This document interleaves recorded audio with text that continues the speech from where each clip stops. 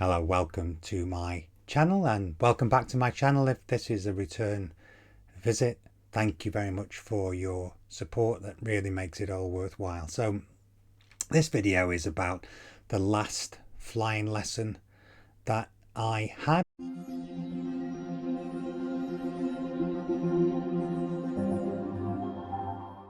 And it wasn't the best set of circuits that I'd done, and I think my my instructor pointed out a few things that I could have done but later in the lesson, and so for me it would have been better if that had been brought out through the course of the lesson. That put me off a little bit, and I've had a little bit of a pause from flying for a while. So let's have a look at these circuits and see where you need to be focused, and also where I maybe didn't quite get the right sequencing. A big key for this is to think ahead, try to anticipate the various points at which you'll need to do checks and or make interventions with the aircraft, and then it won't be quite as rushed when you come to make those interventions. As we climb out at 80 knots, 300 feet, we want to do our feet checks. So flaps away, engine T's and P's, altimeter check, and then trim. Then harden, we start immediately almost to make the right hand turn, a climbing turn, so no more than 15 degrees. And then at the top of the turn, we want to come out of the climb, so push forward on the yoke, and then adjust the power, and then finally trim. And then we'll make our turn on to the downwind leg, where we'll do our pre-landing checks.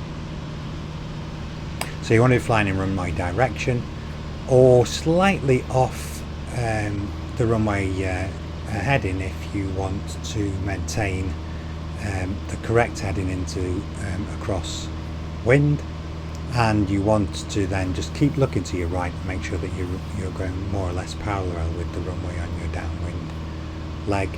And as we turn on to base, power back, first set of flaps, and as we come down to the runway, this is where a lot of the workload is, so you want to be maintaining 75 to 80 knots.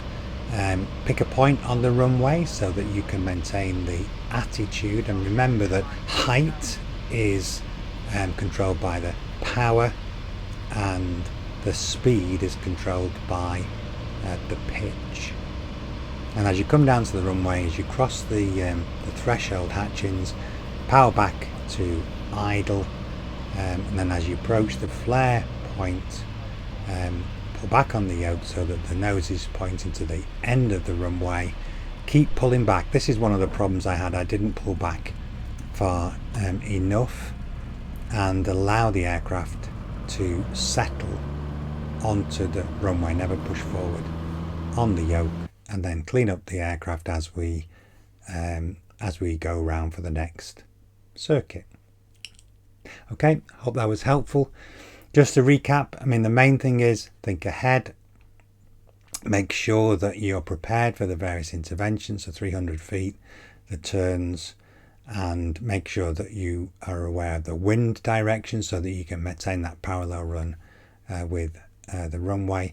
And don't panic when you're coming down towards the runway. If you're trimmed correctly and you maintain the speed, the aircraft should almost land itself, with the exception of the very end of that approach, where you need to really hold back on the yoke and to allow the aircraft to settle.